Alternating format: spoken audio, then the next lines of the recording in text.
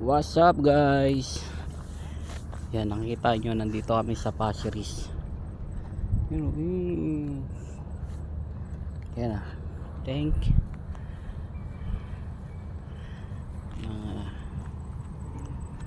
si uncle na miminuit tayo, diba?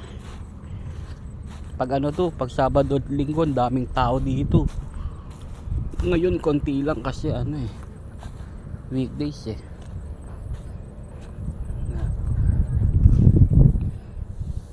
Kung sa Pilipinas no, marami naliligo na dyan.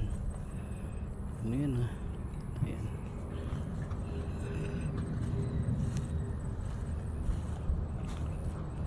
Yung mga kasama ko bike,